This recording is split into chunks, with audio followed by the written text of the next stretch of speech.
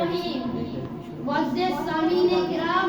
اور میرے مکتب ساتھیوں، آج مجھے اس ایوان میں جس مقدس موضوع پر اظہار خیال کرنے کا موقع ملا ہے، وہ دراصل مجھ سے بہت بڑا سوال کیا گیا ہے کہ کیا ہم آزاد ہیں؟ جناب والا، اس سوال کا جواب دینے کے لیے میں نے قلم اٹھایا تو میری نگاہوں کے سامنے موت کا تحفہ حاصل کرنے والے عزیز مہمان کی لاش آئی۔ پھر میرے خیال میں آیا کہ ایسا ایک واقعہ جو ہر ملک، ہر وطن، ہر دیش، ہر جگہ پر ہوتا ہے۔ پھر میرے خیال میں بچوں کے سامنے سڑک پر زیادتی کا نشانہ بننے والی ماں آئی، جس نے مجھے یہ لکھنے پر مجبور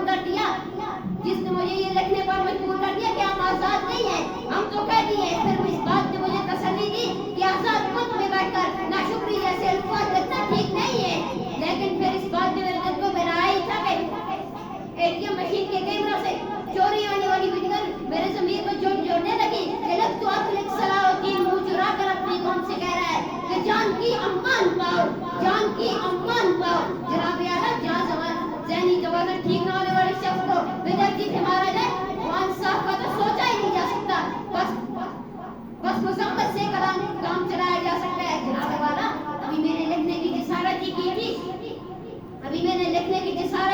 کہ فلسطین اور برما کے لوگوں نے چیخ کر کہا کہ تو لکھنے سے آشنا ہی نہیں، تیری تو لکھنے کی عمر ہی نہیں، تو آج لکھنے کو آزاد ہے، تو آج پڑھنے کو آزاد ہے، تو آج اسٹیج پر کھڑے ہو کر تقریر کرنے کو آزاد ہے، تیرے گھر کے مرد اپنی عبادت گاہ میں عبادت کے لیے آزاد ہے۔ جناب والا، ہمیں یہ بھی آزادی ہے کہ ہم بیت المقدس پر اپنا پرچم لہرا سکے، ہمیں یہ بھی آزادی ہے کہ ہم سری نگر کو اپنی ملکیت بتا سکے۔ اگر آج تم نے اس آزادی کو نہ لکھا، اگر تم نے کہا کہ ہم قید ہیں، تو پھر یہ سن لینا کہ تم نے قلم کا غلط استعمال کیا ہے۔ جناب والا، فرد قائم ربط ملت سے تنہا کچھ نہیں، فرد قائم ربط ملت سے تنہا کچھ نہیں، موج ہے دریا